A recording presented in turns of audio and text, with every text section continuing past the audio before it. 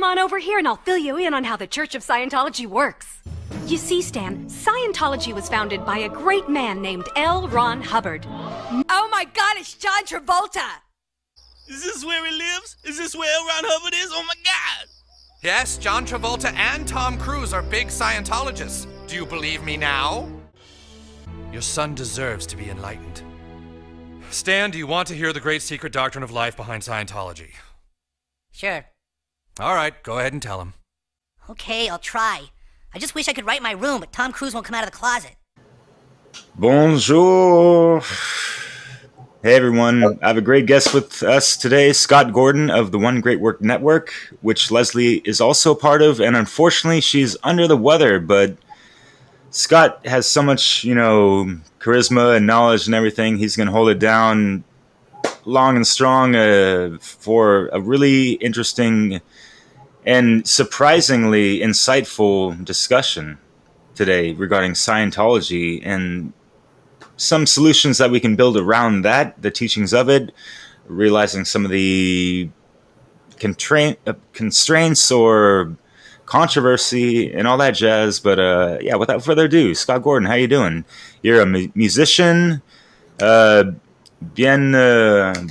dias in Buenos Aires, Argentina, broadcasting live, brother. How you doing? Well, thank you. I'm doing great, thanks. I've been a musician. I've been a singer-songwriter and play keyboards, pianos, guitars. Not really active too much lately on that. Been very busy with research and activism, things like that. But really good to be on the show here today. Right on, Scott. Yeah, so, you know why we're here. And just a quick little background, because growing up I actually saw a whole line of book series of L. Ron Hubbard and was always kind of fascinated by that. I never really cracked the covers of those. They always kind of threw me off because it was that one series, like I think it was Invaders, with the hand with the little spike bracelet with holding the globe and this and that. I was kind of like, whoa, is this some kind of like horror series or what's going on with that? But lo and behold, he's like almost like, if you look at his youth growing up, as far as like the picture painted perfectly in America of someone excelling at anything he does, like one of the youngest Boy Scout, Eagle Scouts and this and that, and flying glider planes and being in a war, writing so many books and literature and magazines. It's mind-blowing. And like the eclectic background he's had and going to or like China and places like that. And I mean, a gazillion times more than I do, but but but what an enigma, as you said earlier, right? Yeah, he was a larger-than-life character, and he loved to tell stories about it. Not all the stories were probably true. However, because he did a lot of covert operations and intelligence, I think he gave himself license to tell stories where, he's not revealing things he's not supposed to reveal, but he still gets the same kind of adventure across. And I'm sure he spun some yarns as well. He was a fiction writer, a science fiction writer, and so there's a lot of fiction in what he used to tell people. Wow. Yeah. And you were saying that, he's a dichotomy or something like that. He's got a brilliant side and kind of a dark side. And what spawned out of his teachings and all that. And I guess people want to quickly... This is why we want to have you on our show, because so many people are quick to label certain things they don't fully understand as something dogmatic, a cult, and yes, it's been labeled as a religion, kind of maybe arguably more correctly than the former or the latter. But what would you be able to tell people to be like, hey, man, this is the deal on Scientology. There might be, this, perspective of it, and these things might be true, but there's, not just a cookie cutter thing to it, in a sense. Not always, I guess. Yeah, well, people would be very surprised, probably given, the recent book and movie that's come out about Going Clear and the Leah Remini series. Some of the things that we didn't know back in the days when I was on staff, for example, in the Scientology organization, are coming out, that not all of what the church proclaims in their biography is true. He was sort of elevated to sort of a god status. And that's what I was indoctrinated with while I was in the organization. But here, there's a lot we can get into here, but I'm just going to tell your viewers that the reason that you may find this interesting is there's going to be a lot more connections to, for example, the New World Order, the men that run this planet, the intelligence agencies at work. All of this plays a role in Scientology. And I think by the end of the show, I'd like to talk about how this organization actually, in a nutshell, became a collector of alternative people with alternative views, the kind of people who wouldn't go to church, for example. Science fiction readers, engineers, agnostics that really wouldn't collect under a church, and that they wanted to bring, you might say, under one tent. So you could have everybody there to be observed, watched. If you want to have a real, overview of it, Hubbard accomplished that in many ways. He got a lot of people involved in Dianetics and Scientology. And there's something to it. And if there weren't something to it, there wouldn't have been so many intelligent people involved. And that's why I got involved. And I found some things in it that are available nowhere else. Hubbard had a deep understanding of the occult. And a lot of people may not realize that don't know about the occult, which just means hidden, things that are hidden from our view and our awareness by the education system and the news media. A lot of it has to do with psychology. And Hubbard's movement was an alternative psychology movement. It came from the same source originally, but it actually built on and pioneered new things that we got to credit to Hubbard's just intense interest in trying to understand his own mind, because he was an incredibly intelligent person who had signed up, or at a very young age, into the intelligence agency network. And he had his own trauma and stuff to deal with. And he didn't get that dealt with in the first years. There was a lot of play acting.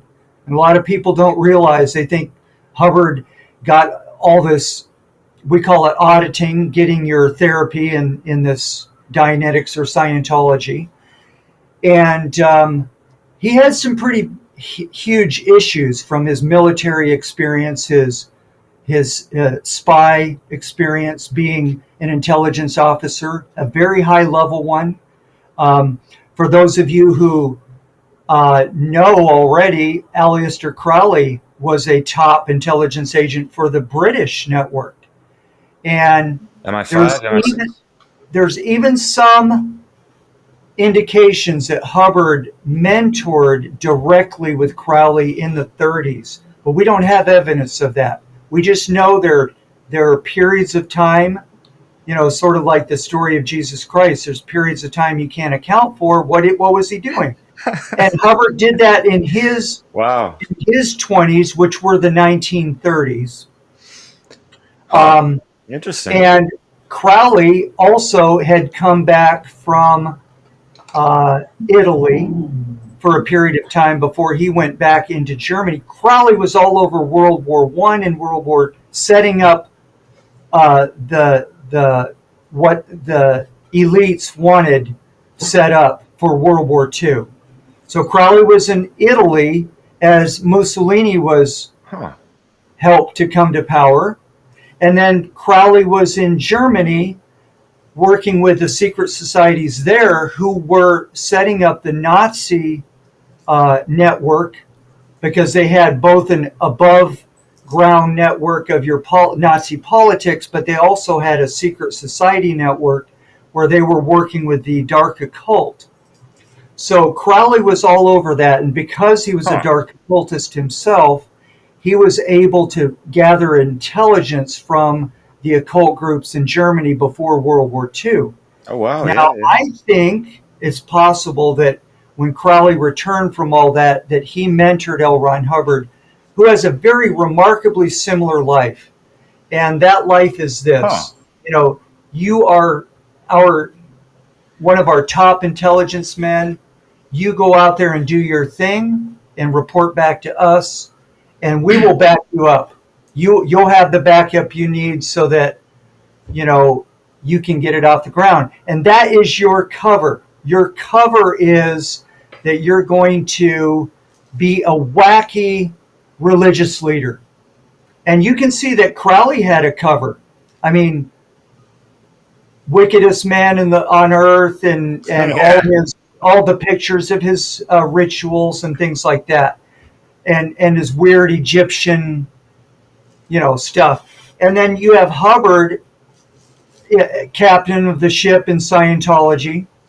So you have a remarkably similar intelligence cover going here. And the only thing that I can't confirm or tell is that at what point L. Ron Hubbard went rogue from his masters and actually put in a very workable inner work or therapy that would help somebody recover themselves to be self-determined enough that you couldn't be governed.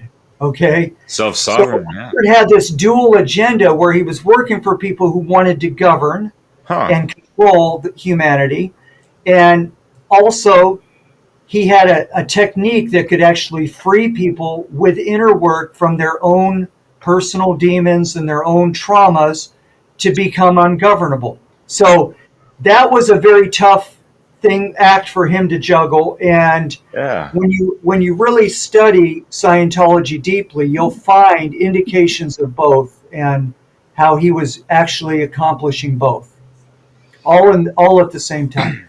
Wow. And so he's written umpteen hundred works, books, magazines, and all that. It's hard to wrap your mind around that stuff sometimes. And how much was encrypted into certain layman's just like magazines, if he's slipping in little things allegorically or whatever.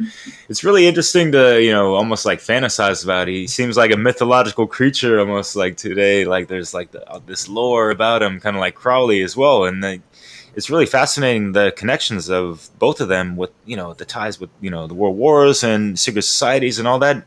That's really interesting. And sometimes people get triggered hearing like, secret societies, and thinking they got an oversimplistic idea about it. But like those things are secret yet not secret a lot of times. And there's a lot of them have stemmed like in Bavaria, the fraternities over there through schools and all that. Adam Weishaupt for one of a bunch. But so yeah. Going down the grades or the gambit, right? You have ultra secret, occult, or and then not so secret, kind of in between worlds, and then you have just like out in the open. Hey, we're kind of acting like a secret society, but we're just like, hey, everyone knows about us. Almost kind of like Scientology in a sense, right? So it's kind of interesting how Hubbard flipped the script on that a little bit, I guess.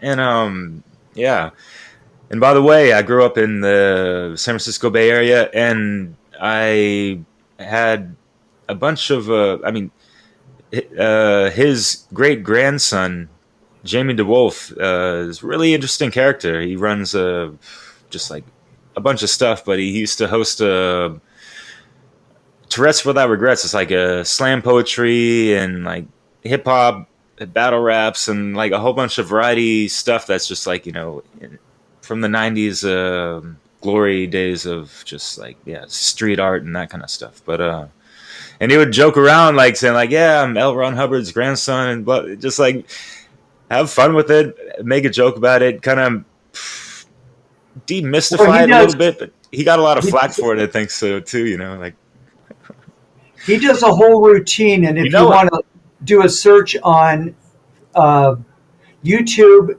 he's got a video where he does a whole long monologue telling the story, his story, because he's his great grandson, yes. And his grandfather was L. Ron Hubbard's youngest or firstborn son, and worked with Hubbard all through the 1950s. He left at the end of 1959, and he became persona non grata around other Scientologists because Hubbard felt betrayed that his son had left, and his son felt betrayed that Hubbard had kept him working at a rate that he wasn't able to support his family. So that's why he left in the end. And then he became a whistleblower against his father, and that resulted in a huge war. And Hubbard had his own little intelligence network called the Guardian's Office. Wow. And so with his own son, was terrified of the harassment that was going on, being basically ordered by his father, spying on him, sending messages, planting the idea that his children were in danger. And like, this is L. Ron Hubbard's grandkids, you would think. Yeah. Yeah. So it became an extreme family issue. And Jamie goes into that. I have not met him personally. I was in the same event in 2014. They had an event in Clearwater, right in the heart of the Scientology empire. And I was there for the first day, but I didn't get a chance to stick around for Jamie's presentation, which was riveting, because he was reading from his grandfather's diary in a 1952 hotel where Hubbard was giving one of his most famous lectures, the Philadelphia lectures. And a lot of people don't realize that Hubbard was taking Crowley's work and making it more understandable through those lectures. So Hubbard had a profound knowledge of the occult and of Crowley's work, and considered that he was continuing Crowley's work, although he didn't tell people that. Other than in the opening lecture of that series, if you can get to the opening December 1st lecture of the Philadelphia lectures, are famous amongst Scientologists, he says, "My friend Aleister Crowley." So he does acknowledge that he knew him, and probably not just at a distance. And for those who want to go further down that rabbit hole, there's a character out there, a really intelligent person who worked for Colonel Michael Aquino. He's famous for being in the Bay Area, a military colonel who was in the Church of Set, and before that, the Church of Satan, and was instrumental in getting Satanism accepted in the military. And wow, that's another. These are all huge rabbit holes that we could spend an entire show on each one. Sure, but yeah, man. Douglas Dietrich destroyed a lot of documents for the Navy. He had to shred documents. He read them before he shred them.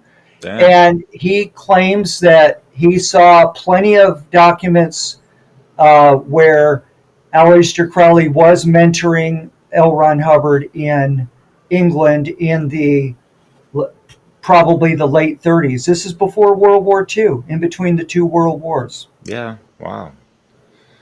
Interesting. Yeah. So to bring it to modern times, when you're talking to a newbie.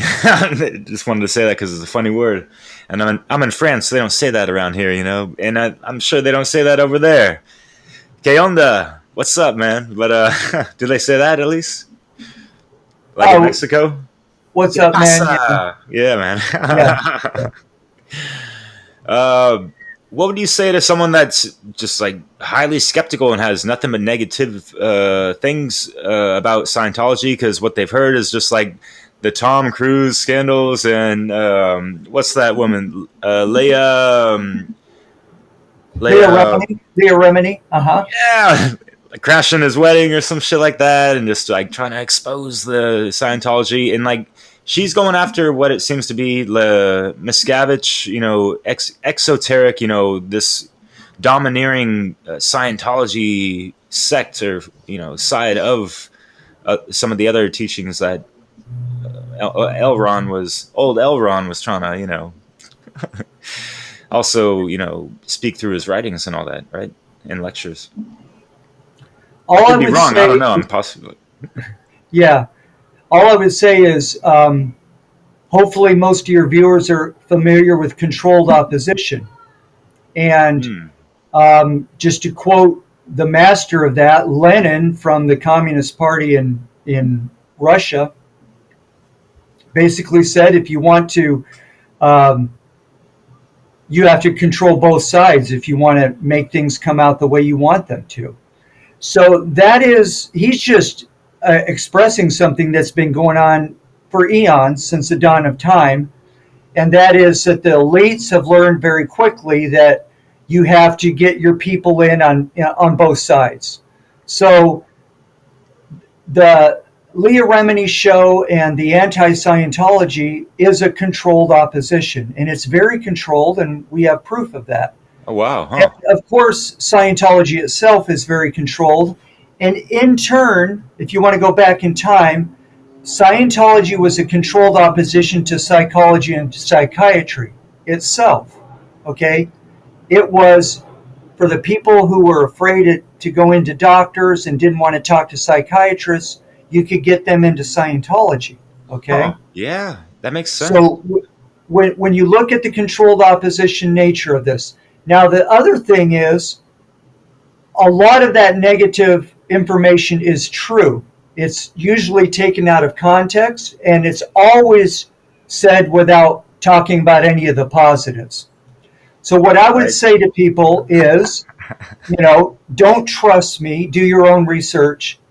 But why am I still working with Scientology? Because there are things in it that are extremely workable, that you can't get anywhere else, and my project Free Scientology is actually to extract that from the authoritarian organization so that anybody can use it freely. And so what I would say is that Scientology was used as a kooky religious cult to sequester some valuable stuff, some of it derived from occult psychology that was very workable, and to keep it sequestered from the rest of humanity. So you had to mortgage your house, give over your life savings if you wanted to do the full range of inner work in Scientology.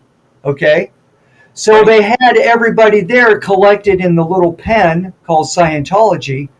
And yes, they still interact with the world at large, but in a very limited basis. The cult finds out if you're talking too much to people who are anti-Scientology or have different ideas or different histories, so you're sequestered into a cult. And so that keeps the information secret and people paying for it. And so you have that knowledge differential that Mark Passio teaches and talks about. Right. You have the knowledge there, and you have the people who don't know and who will never know because they're afraid to approach that information because it's either surrounded by a cult or it's surrounded in the controversy that goes with the cult. So you have your independent Scientologists out of the church who are fighting the battles of, people's ideas of it that have been shaped by media, and most media has been negative against Scientology, or is, characterized or spotlighted Tom Cruise's special insanities, jumping on the couch and all the you have John Travolta, but he's not very vocal either way. He hasn't participated in it for a long time. Yeah, right. He's pretty respected, but he has his side. He has his stories that he's had to, overcome. So you have people who have been successful with using Scientology, a lot of the actors and actresses, but then they get caught up in some of the drama and the power of Scientology itself. And so I can't defend them, but I can say that they're sincere when they tell you that they've been helped by the subject. They won't tell you that they're in a trap now, and I'm glad to say that I got out of the trap, and I'm trying to make it. I will grant, accolades to those who continue to blow the whistle. I wasn't high up on the organization chain. I was locally on a local basis, but I didn't join the Sea organization or get to the top of the international management. So my story isn't as interesting or as powerful as all of those. However, I did have an inside viewpoint. I did get out to the international headquarters and got to see some things that a lot of ordinary staff members didn't, because I was a member of the Office of Special Affairs, which is Scientology's intelligence wing, and I got taught all of the intelligence material that Hubbard made into secret bulletins, so that his organization would have that power and ability to manage situations that were threatening to the organization in ways not too dissimilar from a good mafia or from the big mafia. The government, uses its intelligence organizations to do. You learn how to do legal actions. You learn how to gather intelligence. You learn how to do public relations and media so that you can either cover for what's going on, or you can present, and promote the good part of what you're doing, which I was basically, being in a local organization, I was basically like a white hat. And you can't have an organization that gets away with the crimes that Scientology got away with without having a lot of white hats, so that you can point to these guys who are doing good things, good community activities. It's sort of like the Freemasons with their children's hospitals, and then you don't know what they do at night, and you probably don't want to know if you don't. But it's sort of the same situation where you have a dark side of the organization and you have the front. And you have actually some genuinely good community activities going on. For example, there's a big literacy center in downtown Los Angeles that is helping a lot of kids learn to read. And you can't deny that's going on or that it's working, because there's a lot of the community who will tell you that they're benefiting from that. Mm-hmm. Just like the same thing with the Freemason Children's Hospital. It's a good thing. A lot of kids' lives are being saved and helped. So the carrot you have this mix that's very hard to navigate because it's very confusing. You have the good and the bad going on at the same time. Yeah, and that's why they make themselves so ambiguous or whatever sometimes. And right. It's the concept, really, when it comes down to it philosophically. It's the concept of the parasite. The parasite can never grow too big or it'll kill its host. It's got to have a healthy host. And so in our society, the people who produce and do the work are the host, and they have to have certain freedoms, or you're not going to have a robust economy to rob taxes from.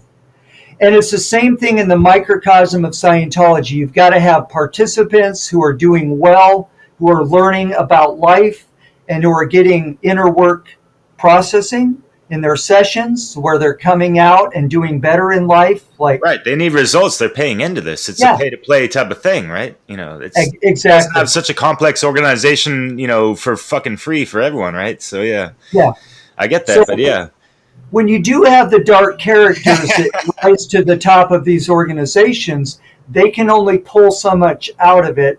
And sometimes they go too far, and sometimes they're just brilliant and they keep going and keep going, you know, for a long time.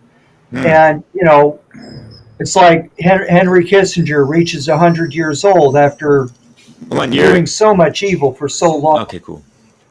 Your audio And we cut have out for our a Henry second there. Kissinger inside Scientology. We have our. I was talking about Henry Kissinger being you know, living to the age of 100. You know, it doesn't seem fair. He was a very evil character, and we have our own Henry Kissinger inside our microcosm Scientology, which is a microcosm of society. It's a closed cult. It's a closed cult group. And we have our own David Miscavige, who is a thief and a criminal, but at the same time, he knows Scientology from the bottom to the top, the good and the bad.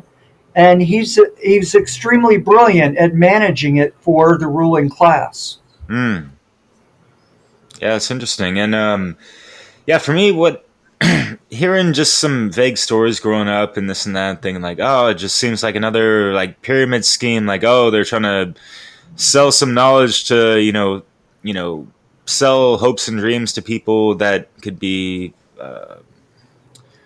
useful idiots, almost in a sense. Even though that, yeah, of course, there's going to be some kind of hook line to sink people into that material or that club or whatever. Just like a lot of things. But what would you say about? And that's nothing against that. It's just, you know, an outsider's perspective that doesn't really understand those things from, you know, the top to the bottom, or even just, you know, a good preview of it. But what's your idea? What's your perspective on the whole pyramid scheme within the Scientology ranks and all that stuff? Well, there's been accusations that it's a pyramid scheme, and it's not too dissimilar from the Freemasonry organization where you were talking about you get things out of it, you learn some things. There's a lot of knowledge in Freemasonry, for example, and you go up these levels. The degrees, It's kind of similar to that. And there's some genuine information and genuine value in there. I wouldn't recommend anybody join the organization, either one of those. But I would recommend getting some of the knowledge that you can get out of it. You know, I'm not sure I answered your question fully. Would you please repeat it? Because I just answered, I think, a part of it. Yeah, I mean, yeah, I'm just... We're talking about an outsider view of... Right, the skepticism amongst Scientology being like just another pyramid scheme type of thing. Okay, the pyramid scheme, I thank you. Right. Yeah, the skepticism is warranted. Be very careful around this. It's not... It's been accused of being a pyramid scheme, but strictly speaking, it's really not. I mean, there's one aspect of it where you bring people in and you get sort of a commission for the services that they do, but it's not a pyramid commission. In other words, you're not a grandfather of the people they bring in. You see what I'm saying? Yeah, and So I think strictly speaking, not that type of pyramid scheme, but there are incentives for people to recruit. So in that sense, yes. I threw that out loosely, and actually, a more better question is more or less, you know, like the hierarchical, you know, structure. Is it like a pyramid within the Yes. Scientology? In that sense, it is, and that could lead into, you know, talking about organization and how it works, because Hubbard came up with a brilliant idea, and that's an organization board. It can be structured like a pyramid, which would be an authoritarian board, and it was in most of Scientology. However, the main heart of his design was to be a communication board. And he did say in his lectures about this that the idea was that people really didn't need orders or authority. If you had a good organization board and everybody knew their job and who to communicate to for what job, that you could actually run an organization without a leader or without authority. Kind of like everyone knows their roles and they're autonomous within that role? Yes. And so when people get this shock about, oh, what will we do without government, right? I want to tell you that you can derive this from the same idea. You can create a voluntary organization without much leadership. And the leadership would be a leadership of service, a coordinator, someone who coordinates and puts people in communication in different jobs or different parts of this organization. For example, people go, who's going to take care of the roads? Well, if you can crowdfund what you need to do to take care of the roads, then you can lay out an organization board and say, whose job is it to do this, and make light work. Many hands make light work. And everybody spends a few hours a month and the roads get taken care of, okay, if the organization board was done right. Now, the sister idea to the organization board is that every job has not just a description, but a full packet of information needed to perform that job. In other words, a manual. So if everybody has their manual and knows what to do, they don't need orders. Okay? So this opens the door to a discussion of how to make a group like Scientology is doing a very valuable thing, doing the inner work that we'll talk about later, what that is, if you want to know. And how we make that so that we don't need an authority or we don't need a cult to make all that happen. So that's the microcosm. The macrocosm is how could we apply it to a society? How could we get people where we didn't have to tax and really actually have people drafted into this involuntary organization called a nation, run by a government, and nobody got to say, well, people say, well, you get to vote, but you just get to vote on who's in charge of that authority structure. You don't get to vote whether you pay taxes or not, or whether you register for this or that. So what's a truly voluntary organization is a question we want to ask. And how would you run such a thing? Well, what I can tell you is that I think there are some pretty good solutions in the Scientology knowledge base where philosophically you can see what is going to be needed in almost any organization. And I've made up a chart for that so that people can see it's basically a one size fits all. You would have to specialize your activity and derive it from that organization board, but it's kind of like a generic organization board that should fit most situations. It'll even fit a family. For example, a family may have divisions of labor. Whose job is it to do the dishes, to make the food? Whose job is it to bring home the money? Whose job is it to maintain the cars? All those things can fit on the organization board. So you can have as little as 2 people in an organization, and you see all the functions that you do. And so Scientology taught me a lot about that, and I'll relate a personal experience. Once we were accustomed to having a executive director of our organization. But she went off to training for a month, and then when she came back, she was sick for a month. So for about 2 or 3 months, we operated as an organization without almost any orders or almost any authority. And there were almost no hitches. So I personally got to witness that when people know what their job is and they are used to coordinating, we continue to service people in all of their services. We were actually moving to a new location. So we continued to make progress on that without needing any orders, any boss, any authority. And you can only do that when everybody agrees on whose job is what. Everybody agrees on the policies of the organization, which you can come up with democratically. Mm-hmm.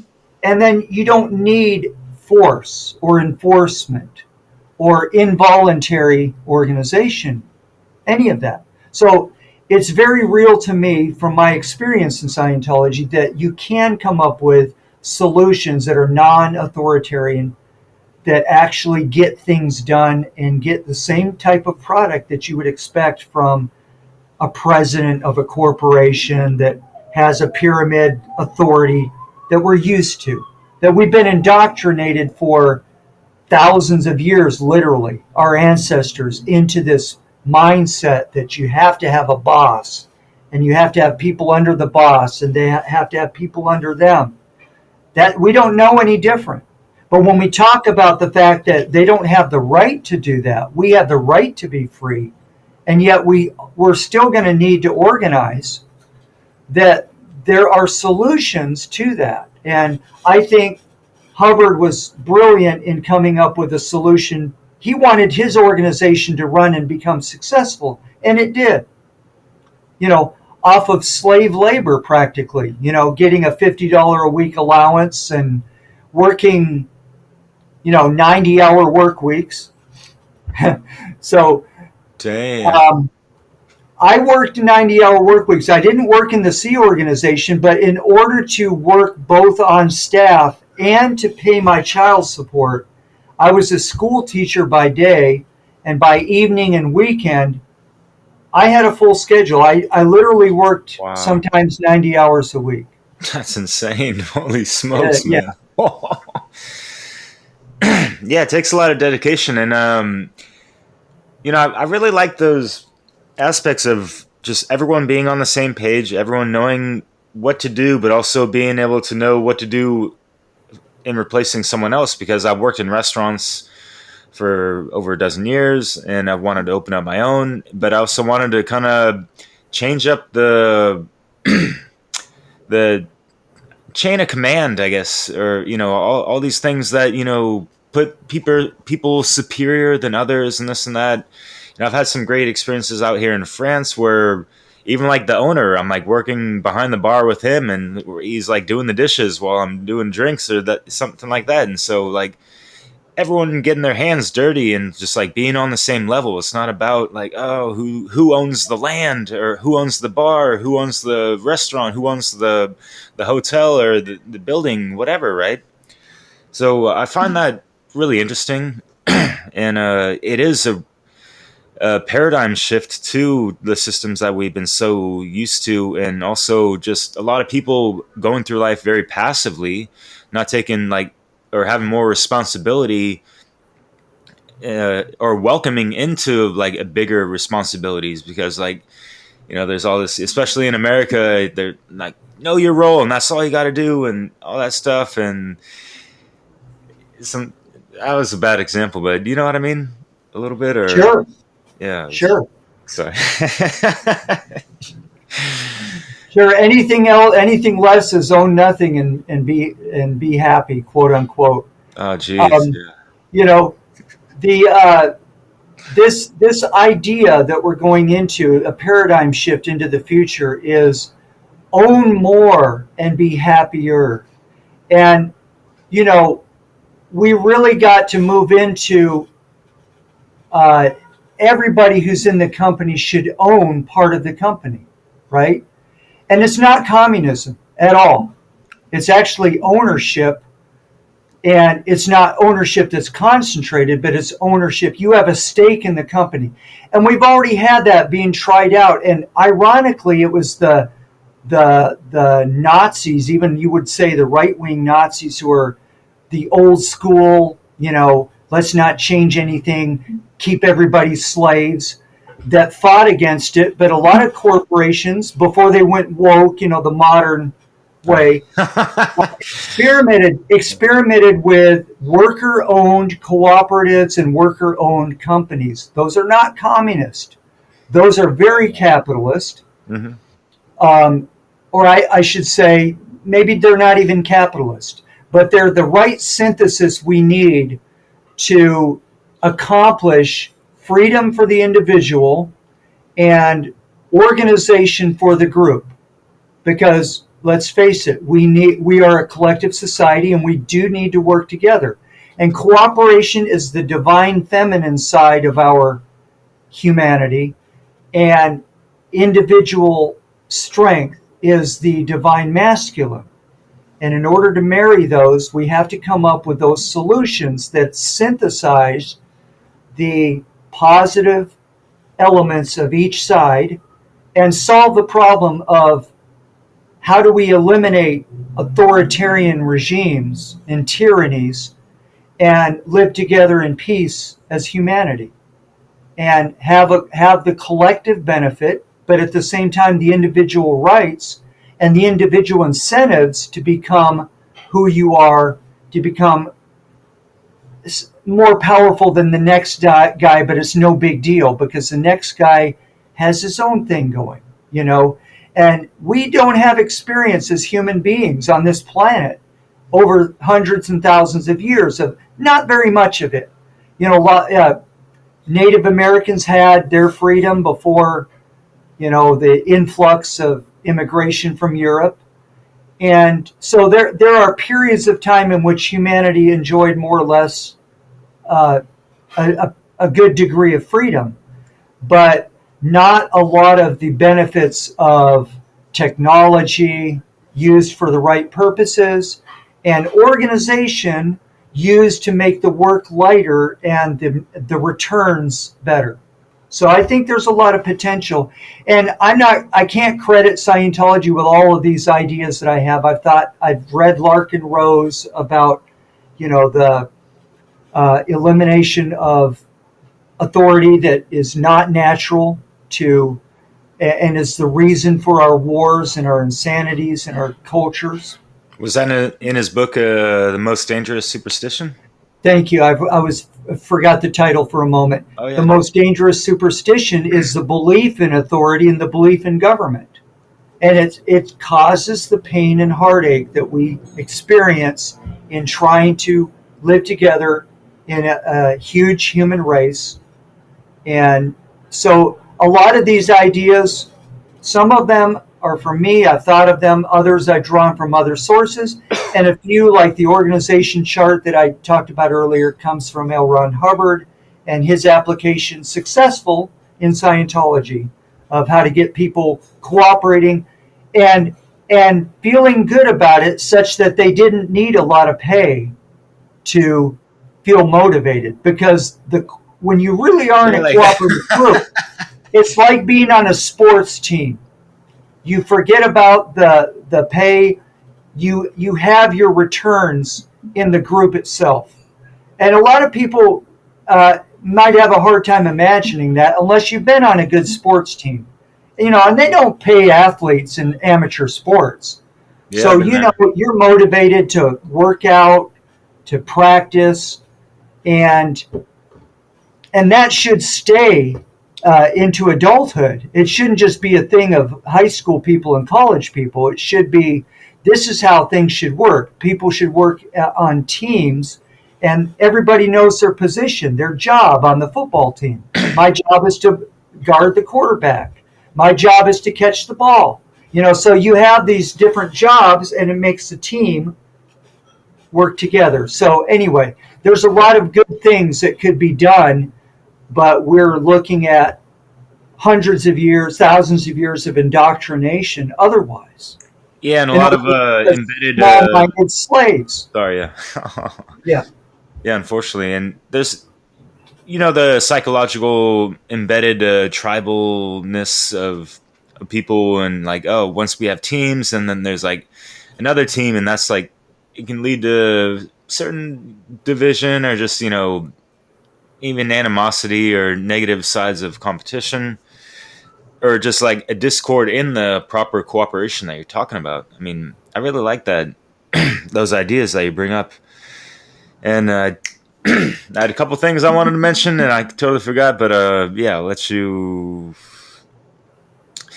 Oh yeah, so what's the deal with Dianetics, man? When someone who has no idea might just be like, Dietnetics? Like, are they talking about like something about the energy in diet or something like that? Like, All right. Well, Hubbard in a had nutshell, like just like 1 minute, man. Like, we can give videos on that shit. I just wanted to know your, quick elevator pitch. well, to remind people, Dianetics is the red book with the volcano on the cover, and it promises you the modern science of mental health, and it does give people a kind of a manual for how to get with one other person and trade off do-it-yourself therapy.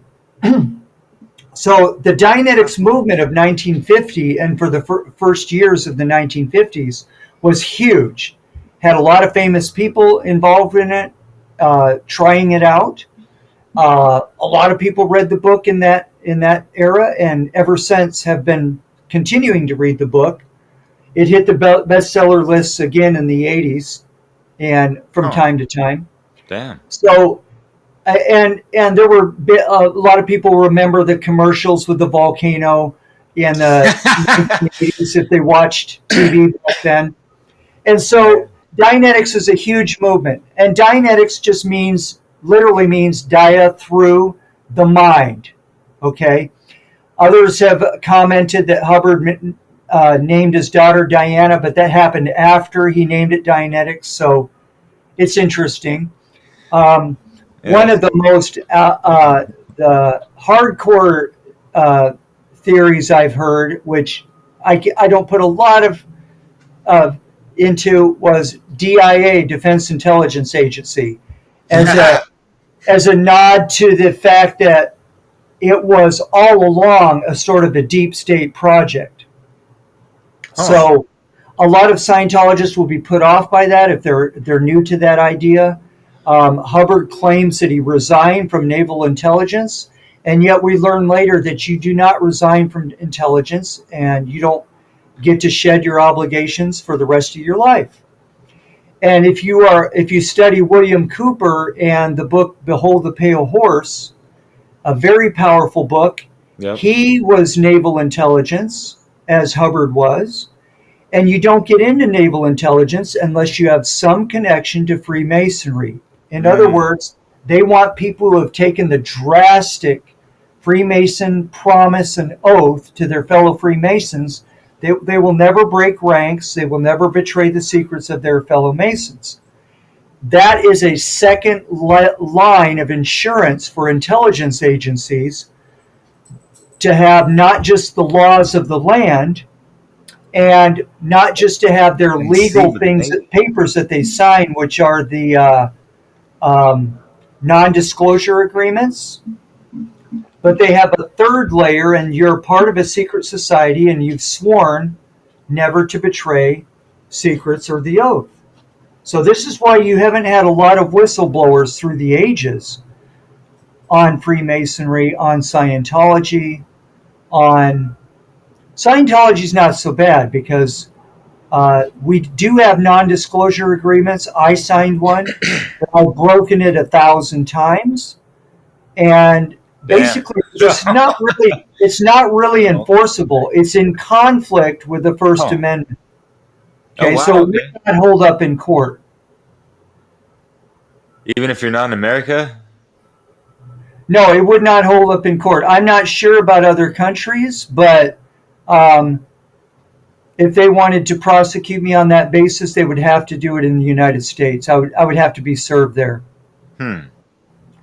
Anyway, a lot of guys have broke their non-disclosures. The guys that are whistleblowers that you hear about, and some of them have been on the Leah Remini show. So it's really not enforceable. It's against the Constitution. Huh. So anyway, we were talking about how the secret is maintained, you know, through all these layers of secrecy and Wow, these yeah. oaths. So Hmm. Hubbard was part of naval intelligence. He did do a CIA project in the very beginning with Dianetics. Dianetics was, what can we do if we have soldiers being interrogated and brutalized in North Korea, which was what was going on in 1950 when Dianetics came out and the first foundation.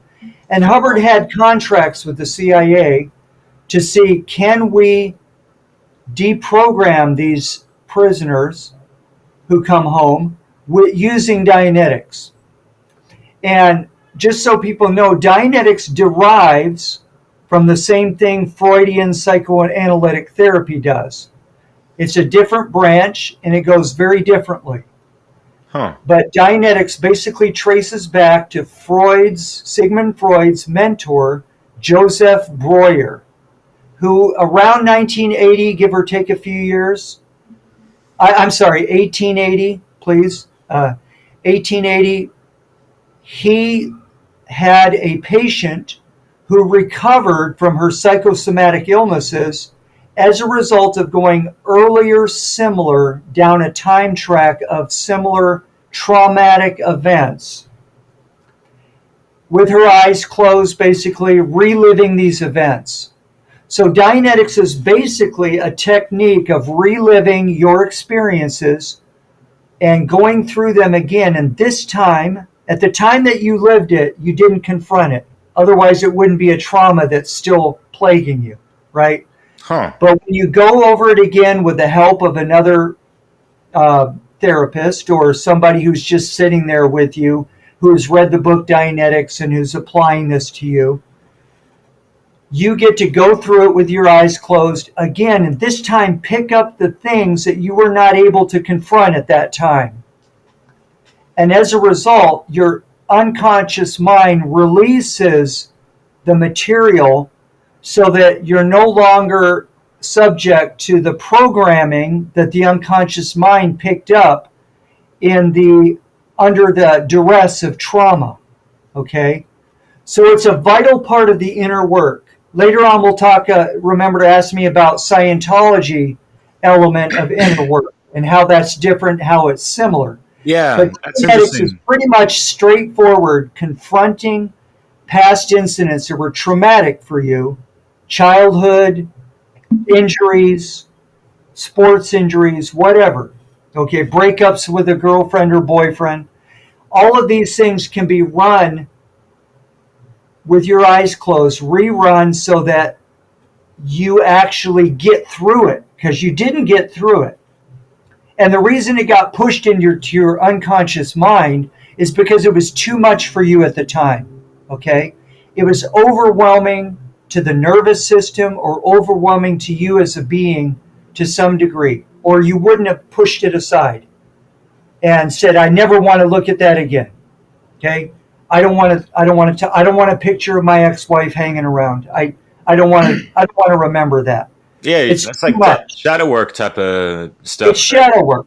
Yeah. It's an element of shadow work, and I'll go into a different part And I'm later. curious if Carl Jung knew about Dianetics or what he would think about it or that kind of stuff. Well, he was doing his work before Dianetics, so Of course, yeah. Dianetics did derive from some of his, and he took a different approach in a different direction. And again, you'll find that mirrored in a certain level of the Scientology processing. And he basically focused on the games that people play and the identities that they take. And he talked about the archetypes. You're being the king or the queen of this situation, or you're being a victim or a master. So he talked about the roles that people play to get through trauma. Okay. Now, he knew about the Freudian Breuer stuff that I talked about, and he did use it and apply it. But he was really more interested in how that affects our unconscious setup and how we play our game in life as a result of being traumatized. And he was able to take apart some of that trauma from a different angle. Okay. Some of that is in Scientology, but I'm having to put it back there in my free Scientology project because it wasn't very much developed. Interesting. For example, there's a book called Games People Play. There was a whole revolution in the 60s and 70s, and it led to books called like I'm Okay, You're Okay. So anybody old enough to remember those days or have seen those books on your parents' shelf, Popular Psychology had a lot of Jungian games type stuff that Scientology only got into to some degree in a different way. So anyway, that's kind of Dianetics in a nutshell. Reliving your past traumas so that they don't bother you anymore. You know, we call it erasure. You're erasing these. You don't, strictly speaking, erase them as far as you don't remember them anymore, but the memory is no longer painful, and it becomes experience instead of trauma. Cool. I'm glad you clarified that, because some, pertinent shadow workers be like, hey, is there any bypassing going on? Because that shit can stay with you forever. Kind of idea. But yeah, and like just healing the pain. That's the main thing. That why would anyone do the work if you're not healing something in that context, right? So yeah. So the maxim that you operate off in Dianetics is the way out is the way through. So you do have to go through that, and it's painful and hard to confront. But once you do it, Dianetic style, the way that you relive the perceptions that you had at that time, all of that works together to accomplish erasure or at least alleviation. We're looking for some sort of alleviation of that trauma. And that makes people happier, healthier. So we got a lot of pushback from the American Medical Association when they realized that it was an effective therapy and they would have less patients. I'm not sure whether that has come back to haunt Dianetics and Scientology in the last decades. I suspect yes, but they haven't been able to stop Dianetics and Scientology. So it's a different faction of the ruling class. They of course own the medical industry, and Dianetics is a threat to it. But then they also want their controlled opposition. And so if you pay the money and join the cult, you can do Dianetics with them, and they'll do it right. They'll do it using the electrometer, e-meter, that really zeroes in on the most traumatic incidents and really rapidly gets you out of all your traumas. So within, say, a few dozen hours as opposed to hundreds of hours doing it the old book way, where you read the Dianetics book. I'm not saying don't do that. It's still worth doing, but it becomes a very technical subject. And when you have a meter that can detect charged areas and you can use that to guide you in, you can handle a lot more efficiently the inner work than you could otherwise. This is why people do mortgage their houses. They get so much trauma handled on their cases that they have remarkable resurgences in life, and they do better in life. They make more money. They get the promotion. You see Tom Cruise go through his acting career. He credits his alleviation therapy in Dianetics in Scientology with helping him become a better actor or helping him to navigate life easier. So, yeah, there is a lot of benefit to it. Right on, yeah. Thank you. Geez, I keep getting spaced out and thinking like it's a huge subject, yeah. And it touches on a lot of things that we care about in the freedom, truth, justice movement. How do we get to our inner traumas? How do we use that to see the world more clearly so we have better solutions to the problems in it? How do we get our freedoms? How do we become worthy of our freedoms? All of that is entangled with the inner work, and it's not just, I don't want to promote just Scientology, but whatever inner work you can get your hands on, some of it's better than others. is vital to becoming a better person and a more effective person and enjoying more freedom. Right on. Yeah. So, Yeah. yeah, before we get into the solution side of things and like delving into this, the inner workings and stuff to kind of heal these divides within people,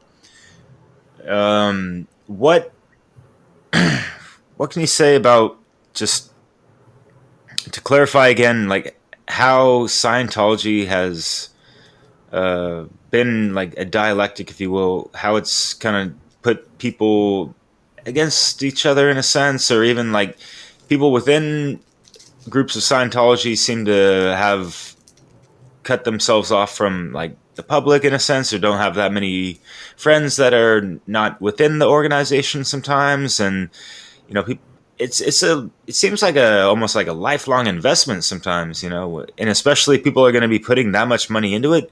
They're almost obligated to, like, hey, you're putting all your chips into this one basket, so you gotta, do that. Yeah, So it makes you chase after your investment. That's part of it. Yeah. But it is to some degree, like I said, there is some value in it. So there's a worthwhile investment there. However, when they're asking you to give up your personal freedom to associate freely with people you want to associate with, that the doors start to shut as you get in deeper into the cult. So there's they don't tell you that off the bat, do they? What's that? Did they tell you that off the bat, or what? No, of course not. Oh, of course, really? they'll tell you that you're free to maintain your beliefs that you already have. They tell you you're free to, and in a sense, they're right. And if you really keep those freedoms going personally, you can be a part-time Scientologist and get some things out of it. I have not dissuaded people from going into the church. I told them to be very careful.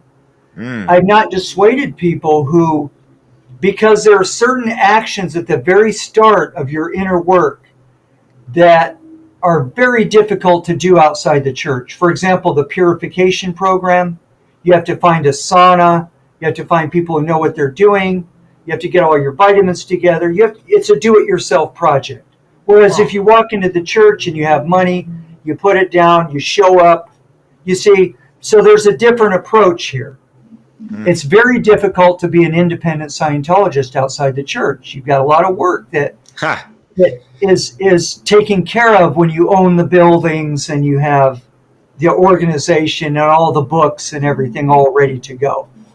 Okay. Yeah, it was honestly almost overly impressive with some of the videos that I was kind of rifling through to kind of prepare for this, and not like I'm so focused on all the stuff. I'm really I keep that curiosity and keep a buffer zone away from whatever anyone's saying outside, and just like, hey, I got to see this for myself and have my own opinion first and foremost, and all this stuff. And so, yeah, some of these videos, they're like extremely high quality, really well done. Like the producers that made it, it's like, wow, holy shit. They're like going through the 3D architecture of these, chateau buildings and all this stuff. And they got like these whole big ass facilities of people cranking out umpteen hundred thousands of books per year or whatever. But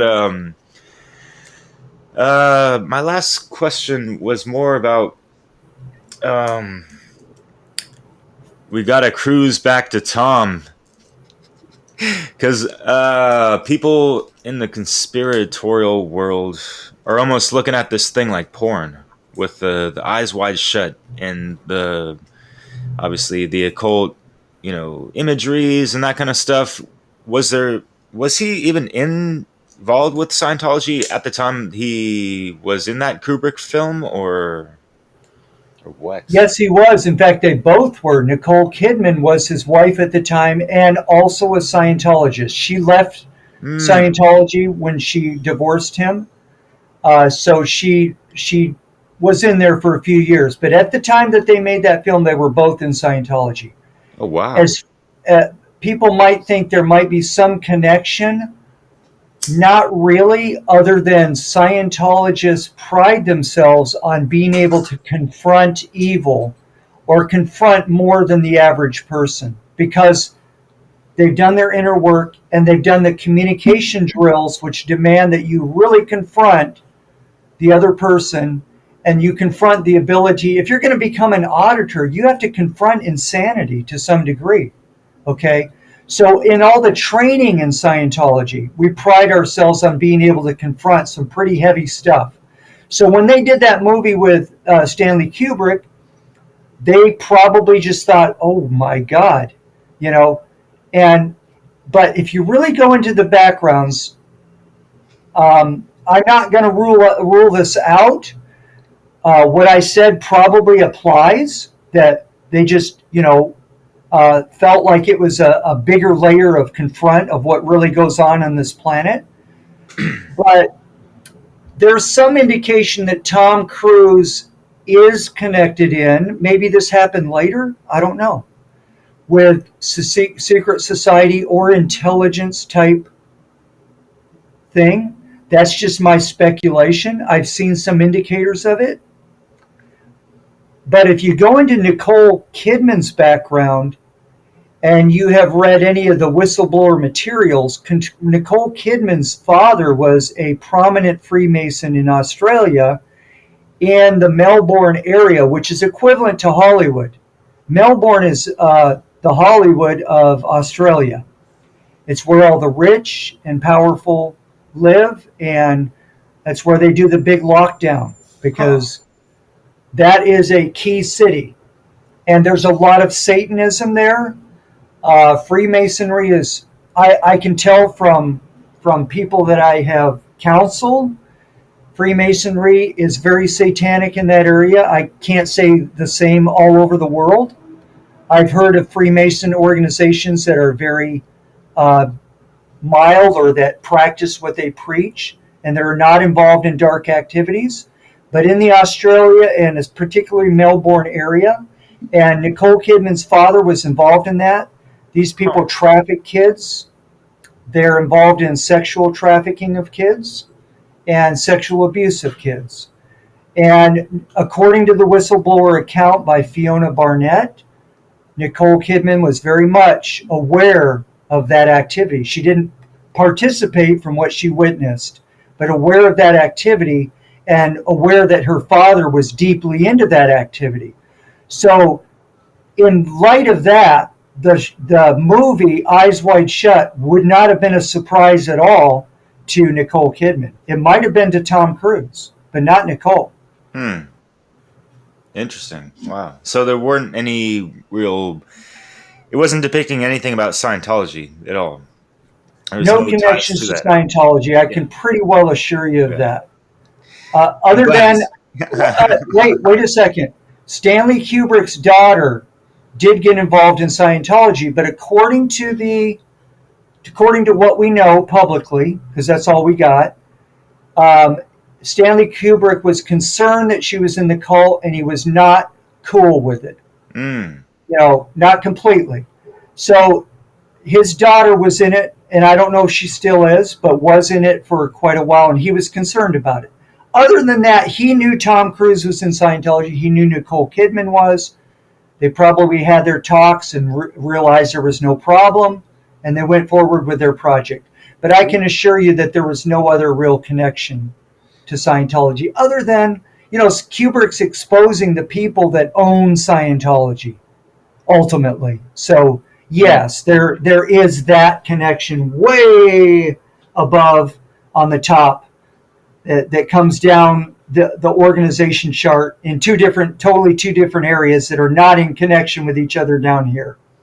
Yeah, that's interesting, man. Thank you, Scott. That's probably the best, grounded explanation of this. And, I mentioned, the conspiratorial world, and, it's been referenced as, conspiraporn, because people watch these, things and these trivial analysis of things, and it's dramatized to a certain degree, or sensationalized, and they're watching porn, conspiraporn, right? And that's kind of why folks like us get thrown in with the baby with the bathwater with these subjects, unfortunately, when we're just trying to uncover the truths and realize certain things, and we understand these are peripheral things towards the real priorities of having a true sovereign sense of being and eventually a society, right? As we're Sure, sure. Well, let's talk about the analogy you just made. Kind of a risky area, but nonetheless, yeah, sure. you talked about porn, how it's like porn. So, you see a few images of a woman's nude body, and you fall in love with that, and you know, you could go further in one direction, or you could let that stimulate your interest and sort of guide you along, and you ethically navigate that. You become very interested in the opposite sex. We're talking like a teenager here, right? And interested in doing it right, doing it ethically, and not getting involved in the seamier side, that other direction, right? When you talk about conspiracy theory, it is very fascinating, and it opens the door. It actually opens the door to your personal freedom, because conspiracy theory is finding out. It's like finding out how gangs run things and how violent it all is and how people get killed for knowing these things. And it becomes porn if you sit and do nothing about it. It becomes a sort of an interest that eggs you on to learn more, to do more, to fight the forces of evil that are behind the things that you find out in the conspiracy world. Okay? So it's not all a bad thing. But I'm glad you made that analogy, because if Likewise, it man. can be just as bad as the addiction to pornography and go down a route that you don't want to go if you do nothing with it. If that's all you do is, and then you have these YouTubers, and a lot of them are controlled opposition. They're paid and established by the powers that be through these secret lines, and a lot of times they don't even know how they're being used. All they know is they're going to get extra money if they promote this or that, or if they attack this guy over here. Okay? It's all done on a need-to-know, compartmented intelligence basis. Everything is in this world. And that's why they don't get caught or exposed more. It's a wonder that they don't have so much more exposed, because they do try to keep their secrets. And the way they do that is they keep it compartmentalized. And so you have these YouTubers, and they thrive on conspiraporn. They thrive on the people who are addicted to the message, or who are addicted to how bad Bill Gates is. Can we see another pie in Bill Gates' face? Can we see, can we see how Bill Gates is going down because that he's secretly in Guantanamo, and we're torturing now for him now, and he's getting what he deserves.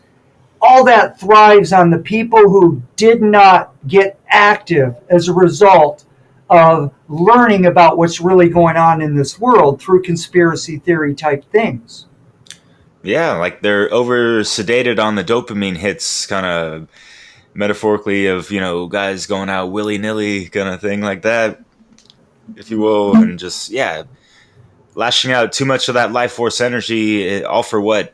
For nothing, and we're kind of like drained at the end, in a sense. Yeah, I feel you. That was great, man. Scott, thank you so much. And that kind of analogy has been on my mind for a while, and I love the fact you brought up the positive aspects of that, because I've been more, joking around with that in the negative context. But man, I'm glad you found that beautiful balance to that. So, and obviously, it's a testament that you've done your inner work quite a bit. And so to kind of delve into that as we were moving towards to kind of finalize this wonderful chat, man.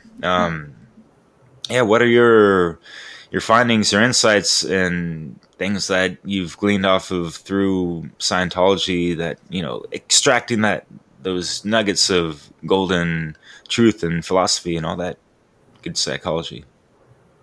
Well, thank you. I'll try to do that.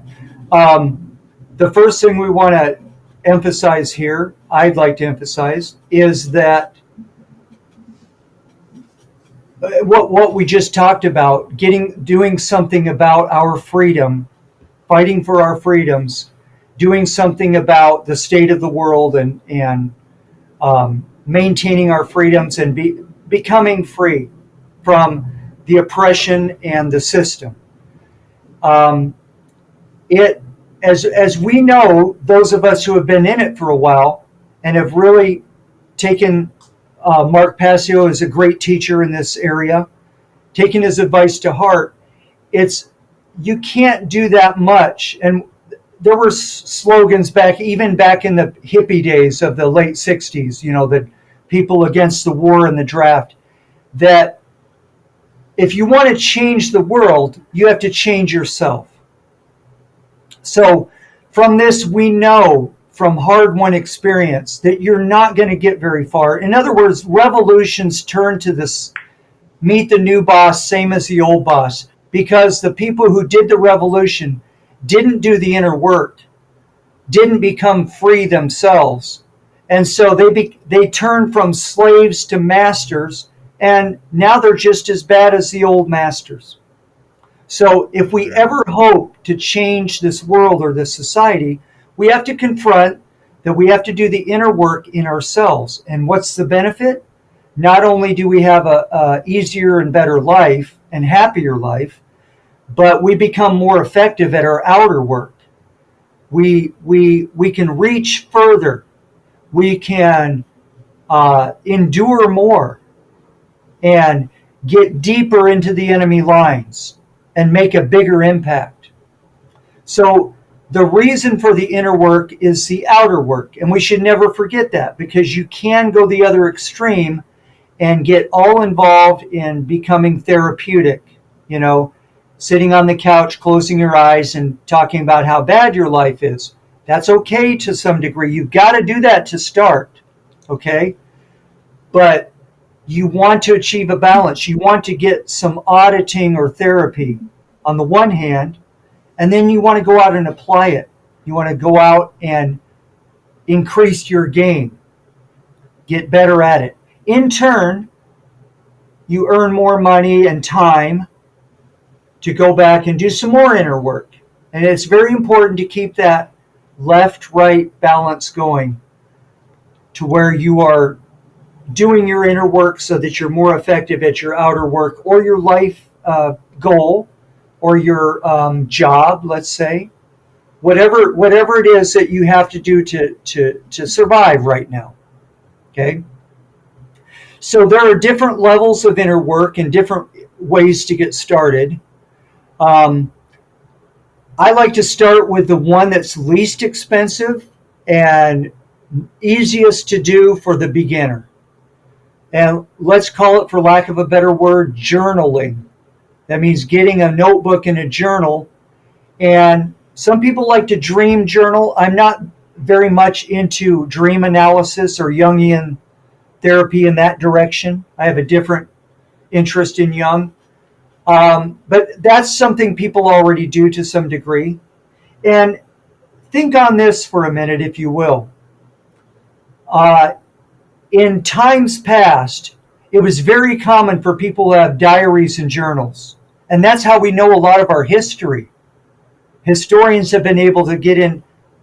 Do you know very many people who keep journals anymore? It's sad. And some of them will keep something of one on a cell phone, maybe, cell phone notes. That's not the same thing. There's an interaction in the body, an inner connection that goes in a circle, in a very healthy circle, that begins to clean up your areas of difficulty by getting it out on paper. And so a journal can be one of the most therapeutic things that you do. Even if you're getting therapy otherwise, you can still journal at night or keep a journal of your life. So it's a message to yourself. It's getting in communication with yourself. And then when you look back on it later, you go, oh, so that's what I was thinking. That's what I was doing. And you can even go back to periods of your life where you were successful and find out how you did it, right? Because you forget how you did it after you get traumatized with failure, right?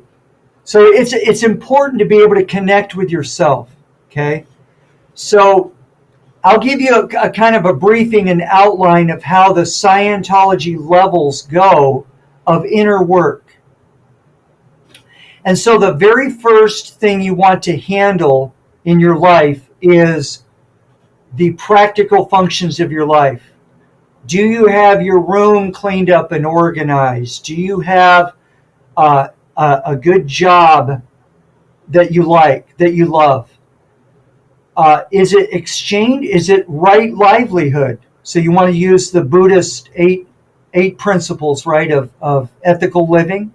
I don't remember what they're called, but it's the 8 principles.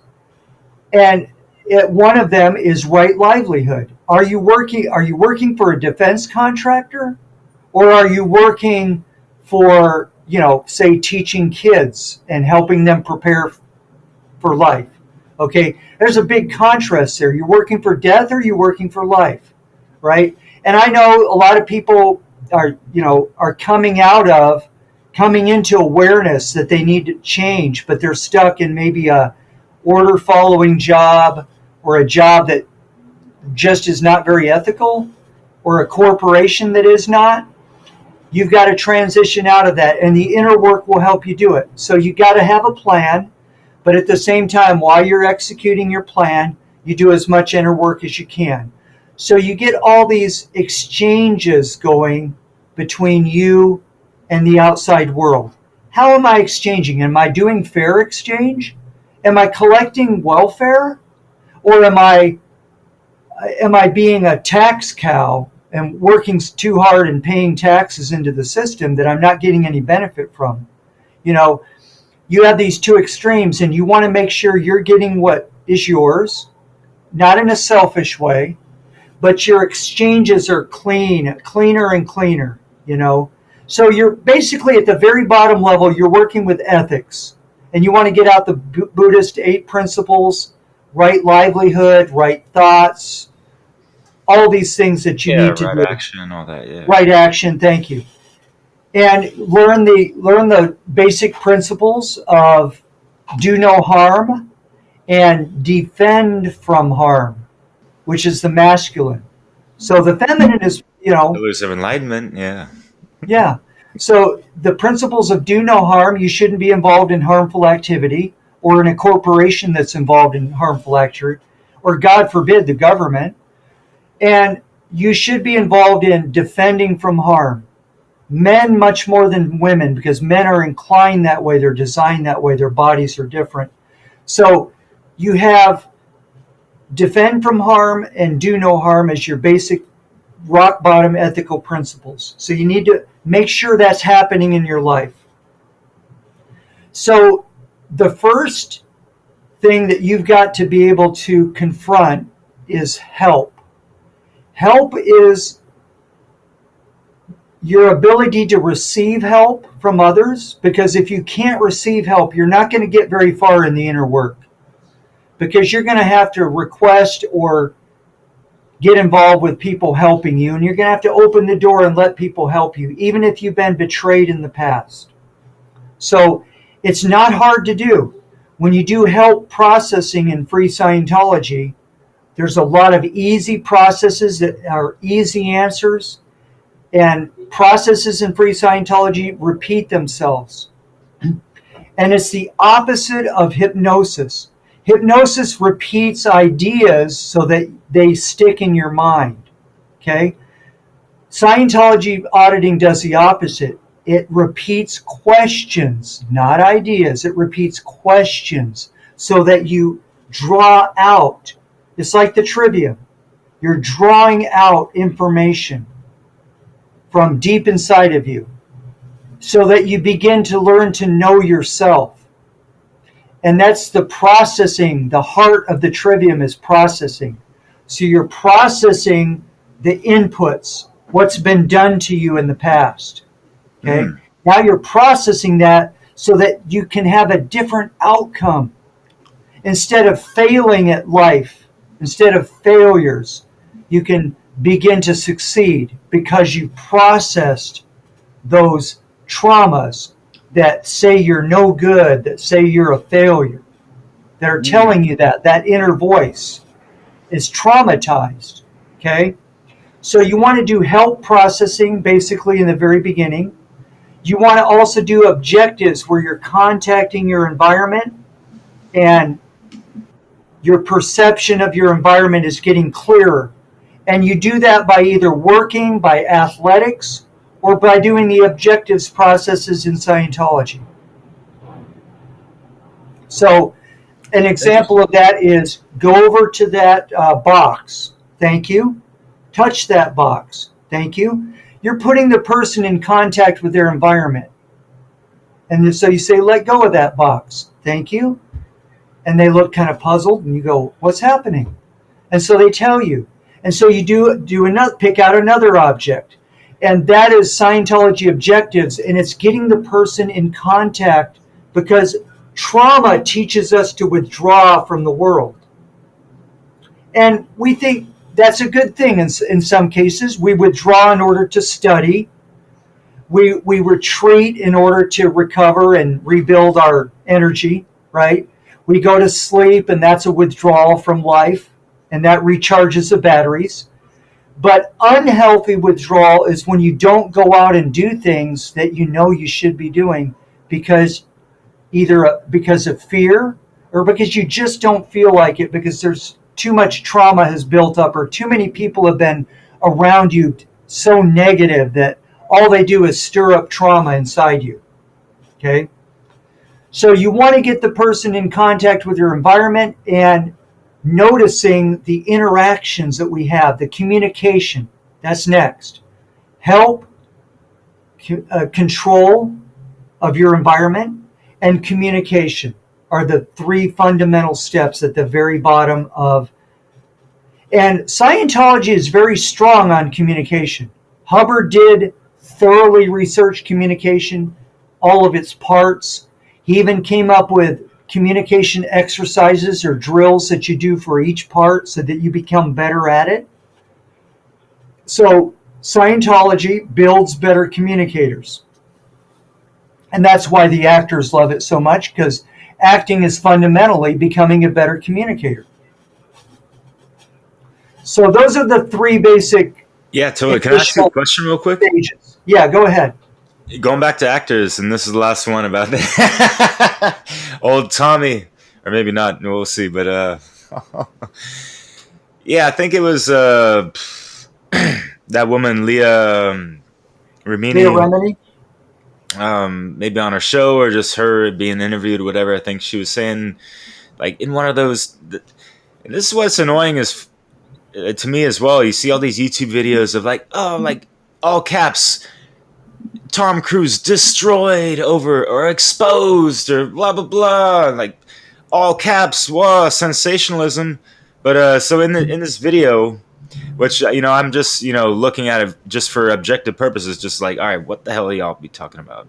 And like, what's the big deal really? Which is she mentioned something like, oh yeah, and like Scientology, following Tom Cruise around, like it's really leading someone to be actually like a very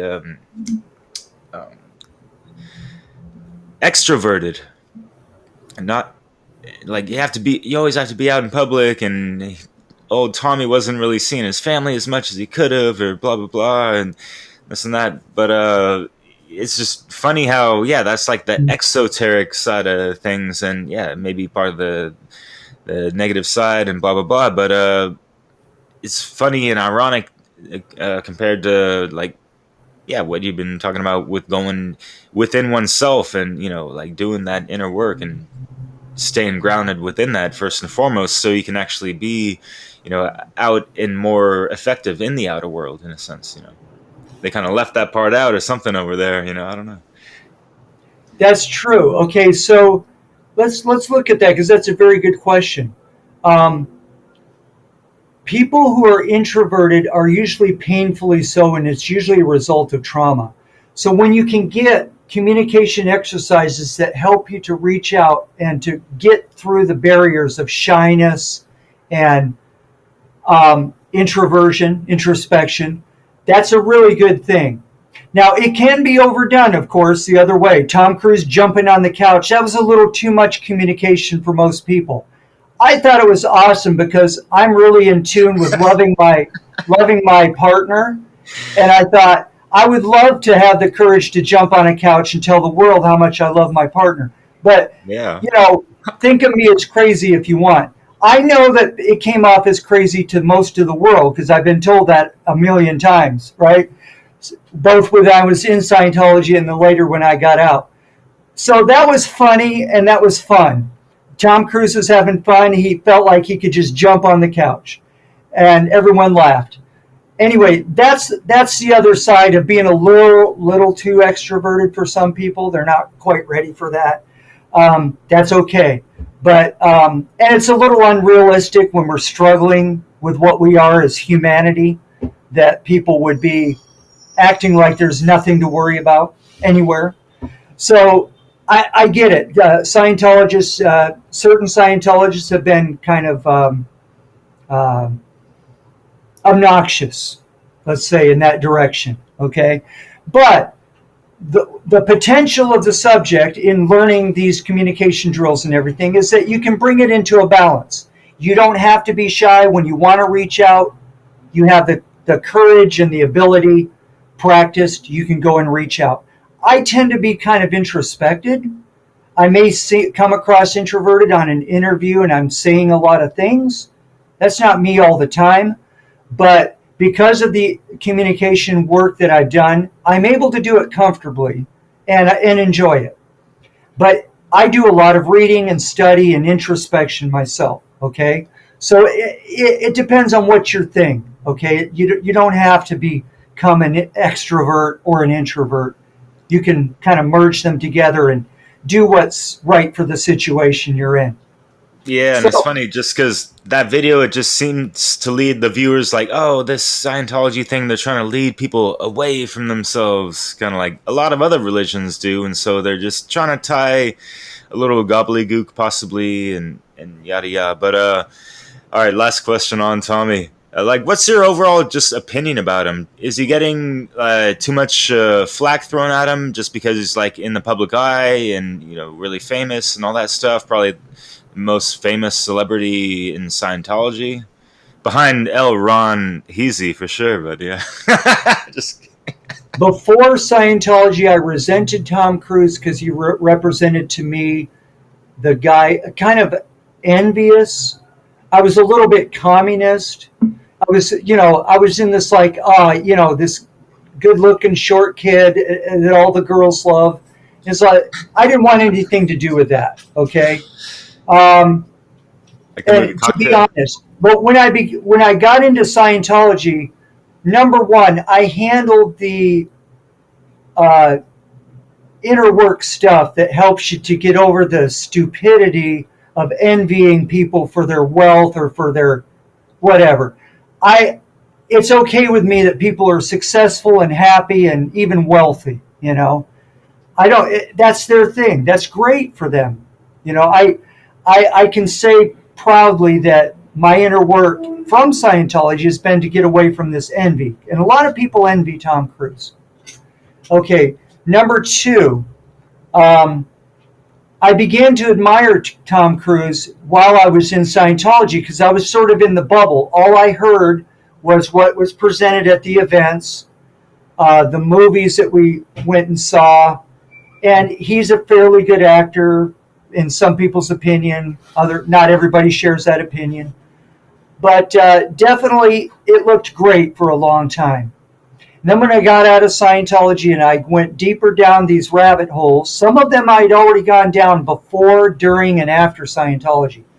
But I went down the Tom Cruise rabbit hole, and I can't vouch for the guy anymore. I'm sorry. But he's been involved in taking advantage of young people in ways that I prefer not to state because it's not firsthand information, but it rings true, and I'm very disappointed. And he's not, to me, a model of Scientology anymore. And even worse is that he became a best friend and enabler, that's an important word, of David Miscavige, the leader of the religion, who is a criminal and has done criminal things. and who has destroyed a lot of the good things in Scientology. That, Hubbard had his dark side, but when David Miscavige took over, he really focused on that. Made it worse. Made the dark side of Scientology even worse. I mean, he cleaned up a little bit of the image, and he took away some of the power of the Guardian's office, the intelligence arm, to do the things that it was doing, which were, frankly, some pretty dirty operations that may have included political murders, according to a whistleblower, Bill Franks, who was way up in the organization. But that was the 70s. Hubbard ordered that stuff to be put like behind us. Yeah. So, yeah, deep and dark in there, especially when you are modeled after basically a mafia, And it's still that way to some degree. And David Miscavige did do a few good things and cleaned up a few things. But by and large, he's enslaved a lot of people in this cult. He made the cult more of a cult. And, compared to what it is now, they called it a cult in the 70s. Oh, it was, unless you were in the Sea Org, the inner core of the people who sign up for 1 billion years, and are staffing the organization full time, 7 days a week. Anybody else was able to come and go freely. It was not, strictly speaking, a cult like it is now. And people can still come and go freely, but you can't get very far in the organization unless you turn over your cell phone records when asked, and you're not getting on the internet, and you stay in their bubble. You can make it in their organization. Not coming on podcasts like these. No. or watching them. You're not supposed to watch Scott Gordon. Shit, man. Yeah. Okay, now I can get into the core of what's in your mind. Yeah, I got 20 minutes. Let's go. Wrap it up. I want to just go full speed into. Yeah, because I know these things are like super long, drawn out, man. You're talking about years of, studying and all this stuff, and already what you're trying to do on the side with your projects and websites is to, boil it down to make it more digestible for, other general public consumption, right? Yeah. So. Yeah, and I've even simplified it from Hubbard's model, which was a little bit complex and overloaded. So even for Scientologists, they're going to recognize in these next 3 grades 1, 2, and 3. And I'm going to talk about, we already talked about the exchange of communication, the exchange of help, and the exchange of perception in the environment with the objective universe and the subjective, which the Mark Passio folks would like a lot, because we talk about how important it is to not be wrapped up in yourself, but to have awareness of the objective environment. And that can be accomplished in the inner work of Scientology in objectives. But we're going to go on to the next stage. What's actually in the mind? Well, the core of the mind is the problem, okay? The problem of life. And if you want to get real philosophical and talk about yourself as an eternal spiritual being, the problem of existence. How do we manage the activities and the survival and taking on a body, one life after the other? How do we manage all that as spiritual beings? That's the problem. That's the core. Okay? So problems are inherently traumatic, but a problem can become more of a problem when you have trauma and confusion surrounding it. So one of the first things that you address when you get into the core of the mind is problems and solutions. Okay? So this is grade 1. And by the way, grade 0 was communication. We already talked about the starting points. Okay? So grade 2, so outside of this inner pole of problems, which are, by the way, are solved by communication. So you have the prior grade helping you to overcome problems. you have two flows from yourself and from yourself and to yourself. The things that have happened to you in your past, we call those traumas. We call those upsets. Okay? And the things that you have done, we call those transgressions. We call those mistakes. We call those, in Scientology, they're called overts because they're overt acts or openly hostile activities against other people. So when we're talking about do no harm, if you've harmed others, you've committed, in Scientology, we call it, you've committed an overt.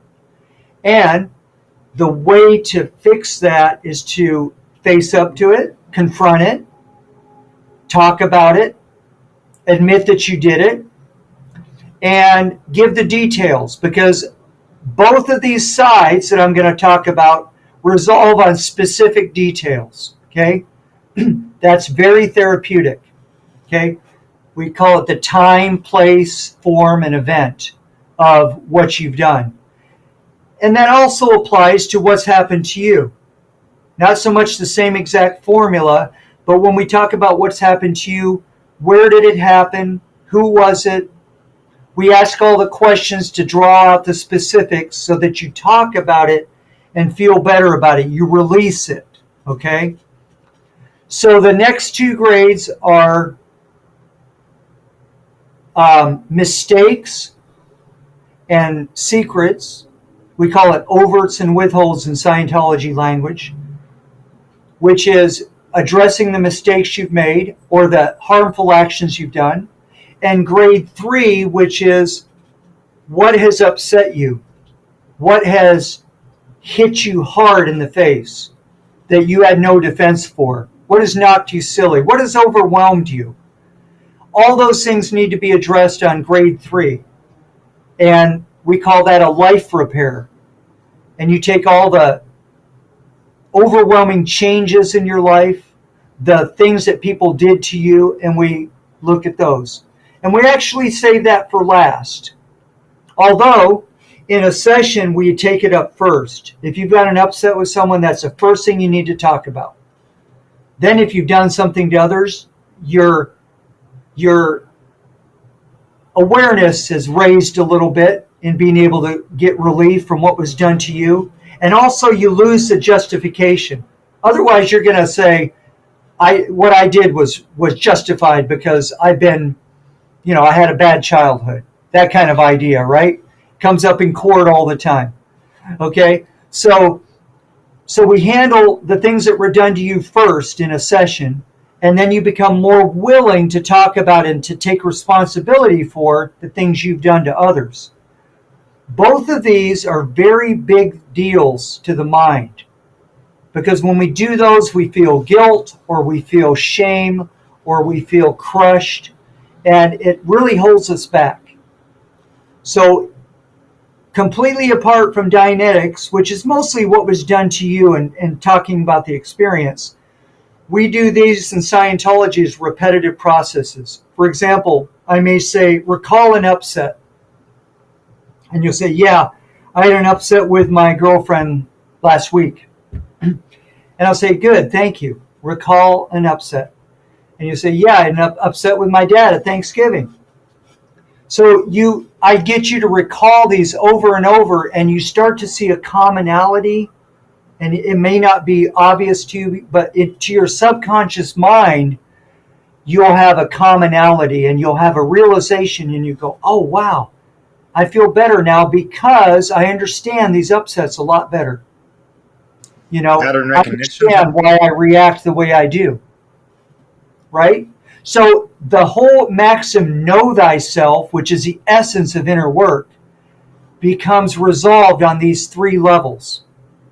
And I know since we're running out of time, I'm going to go over the very top levels, because I know people want to know what's at the top of all this. Because in Scientology, you have OT8, the secret level that you get to at the very end. Okay, I'll be very upfront with you. A lot of that was BS. A lot of that was marketing. But there is in theory and in practice, there are some higher levels that once you've handled these the core of the mind, you're open to really having insight into. One of them is games, which we talked about. Carl Jung and his archetypes come in very handy here. You learn to analyze your role in the game and why you fight back and why you take offense and what roles that you're playing, why you're just like your dad. All those things come up in games. That's level 6. And I skipped a level on purpose because it's easier to confront games. Level 5 is confront of evil. You, what's in your heart? Why do you suffer so much at the evil outside in the world? Because we've lived before, we've done bad things, we have evil in our hearts. The Christians said that, and it was kind of unreal because we said, how could you be born evil? No, I'm not saying babies are not innocent and all that. Yes, you are. You should be treated as an innocent human being when you start a new life. However, since we've lived before, these things get activated as we grow up, right?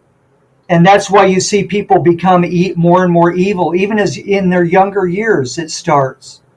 Because you start activating old programming from other lifetimes. That's what we're addressing on level 5, which is the confront of evil. You've got to confront the evil in yourself to become more effective at dealing with evil in the world. This is the essence. This is probably the most important level to freedom fighters and people who are working in the freedom truth movement. Becoming totally honest with yourself, getting the ability to look far enough within to get at the roots of the evil inside. And Mark Passio does a whole great presentation on the roots of the tree of evil. And the roots of the tree of evil is trauma and self-loathing. And we get into a state of self-loathing when we do things we regret. So we have to confront those things and get through it. Remember I said in Dianetics, the maxim holds true in this auditing as well. The way out is the way through. You've got to confront what you've done, take responsibility for it, and then you can become a more powerful person and move up in the responsibility level. And that's not a pyramid. You're not moving up the pyramid because you killed, three gangsters, rival gangsters, right? You are moving up the true pyramid of power. Or let's not call it a pyramid, but you're moving up the true range of power, level of power within yourself, being right? able to being yourself and being able to take responsibility for greater and greater areas and greater things. Now, people want to go, well, where do you become more spiritual, or where do you get these abilities like to become psychic and stuff? I'm not going to promise that happens to everybody. Everybody has inherent natural abilities. But when you get to level 7, the second highest level, you work on communication, maybe telepathic, or not everyone's going to have that ability, but if you do, you'll tap into it on level 7. Level 7 is where you get to do you become your thoughts. It's where you start organizing your thoughts and becoming more spiritual and more powerful because your thoughts are in order and they're starting to create effects in the outside universe. This is where the magic starts really happening. But too many people in the new age are jumping to try to do the magic or the law of attraction or the secret, trying to do that when they're loaded with trauma and unconfronted past transgressions and things like that get in the way of manifesting your dreams. Okay? So everybody starts at a different area, but you more or less can revamp your entire existence by going through level by level, step by step, and you can go back around and do it again. It's not that you're at the top of the pyramid and you've got nowhere to go. Now you can handle deeper and deeper issues on each of those levels. And that's about it. If you want to know what the true OT8 is, as I see it, which is an ultimate level, is you become so in tune with yourself that you're able to live with yourself, talk to yourself. You could withstand isolation for long periods of time without going crazy. You're basically in communion with the divine. And that's the true meaning of the 8. The 8 is the infinity symbol, okay? Goes round and round, but in a special way. Every time you go to the middle, you're experiencing life.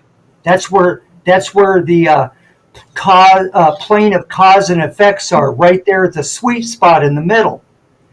And one of these loops is the objective universe, the outer world, and the other loop is going inward, okay?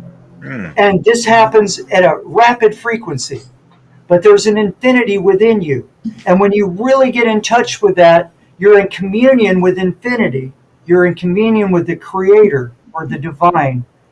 That's solo auditing. You do the auditing by yourself. You ask yourself the questions.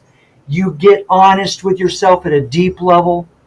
And that's where you really become happy with not only yourself, but the universe. You see that there's evil in the universe, but you realize that it's a free will universe. And to some degree or another, there are victims that need help, okay? We should always help people who are victims of evil. Don't get me wrong. But we all see that we've done this to ourselves ultimately. And truly taking responsibility for that condition is the only way out. And then when we help others, we engage that process, that divine process of helping each other out of the trap. And with more knowledge and with more inner knowledge, we become masters. And masters that free the slaves, not masters over the slaves, masters of ourselves.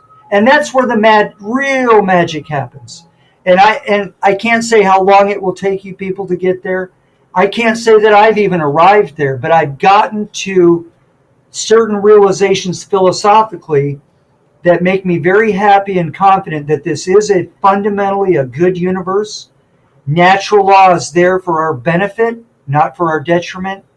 We can embrace it wholeheartedly because evil was not planned from the beginning. It's not there. Some people say, because they don't quite understand it all, that evil is there to make us grow. Well, it does end up making us grow, okay? That's what it does. We're forced to grow. But that growth process is actually overcoming our own evil inside. And once we get that, evil is no longer necessary and never was and never will be necessary to the optimized universe.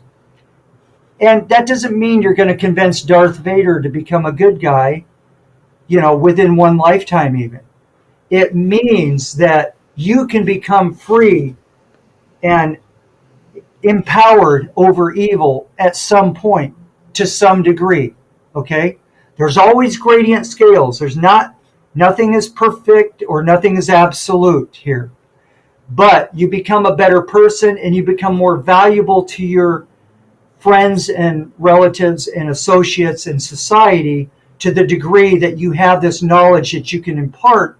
And then you're a living embodiment of do no harm and prevent harm from happening around your area of sphere of responsibility, okay?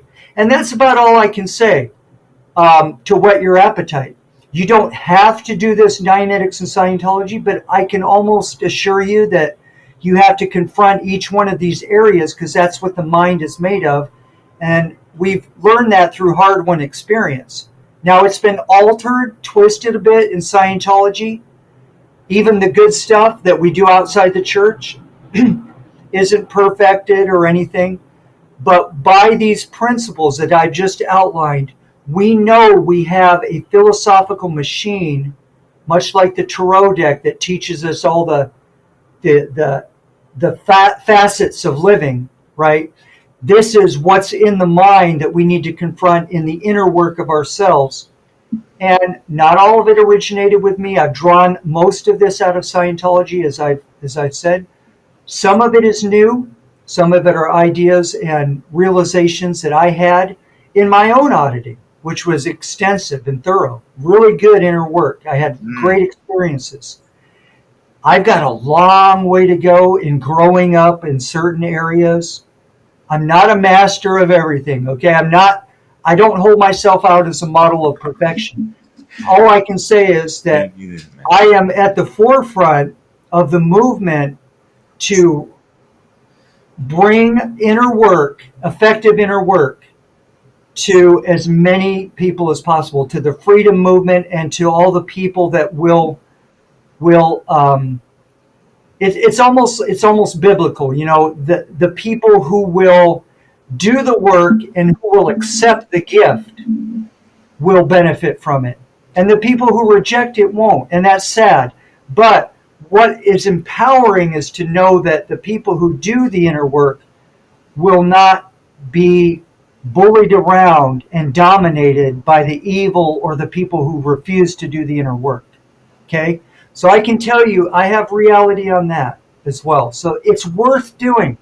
And it's very hard to get people doing the inner work. Even people who have listened to Mark Passio tell them over and over, you got to do the inner work before you can be effective in the outer work. Before we can change this world, you have to change yourself. And a lot of people are sitting around, but I think a lot of it is they don't know what to do. Mark has given some good tips in some of his presentations of what to do, and they're all very good. They're all good methods of inner work. Psychology has some workable methods, despite the fact that we're enemies, traditionally, Scientology and psychology. I'm trying to breach the gap and to make friends. That's why, Leslie and I had some great conversations about this, about how... I was bummed she wasn't with us. How we can bring our tools together and how I can learn from her and her work, and she can learn from maybe a little bit from this. So we have a powerful set of inner work. We're extracting it from a cult. They have held on to it. They have threatened us with copyright and trademark violations. We said, no, you cannot copyright and trademark spiritual work. I'm sorry. This is nonprofit. We're not making money from it. So this is free Scientology. And I'll turn it over to you because my site, freescientology.us, has all the links. That in itself is not the most exciting site yet. I haven't developed it. But on the landing page of freescientology.us, you will find some links to some really cool sites that I have put up there that you can do by yourself if you can't find someone else. You can do it journaling. So I have really worked hard to make it available because in Scientology, pretty much, you had to pay a lot of money to get an expert processor. And it's, for some people, it's worthwhile doing because an experienced processor is worth his weight in gold because he gets you through it fast. But still, if you don't have anybody to work with, you really want to get going with the inner work, journaling can do it. And I give lots of processes that you can journal on your own. You can read how processing works. That's a whole other show in itself. And you can make use of my websites, which I will be adding to as much as I can as time goes on. Cool, yeah. And we'll definitely supply all the links and all your contacts and all that.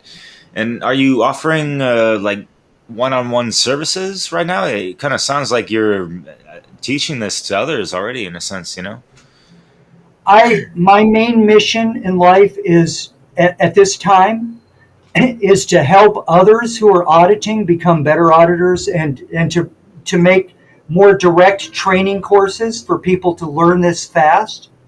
I've already got one of the tabs on my freescientology.us already has a tab that is the beginnings of the basic auditor course.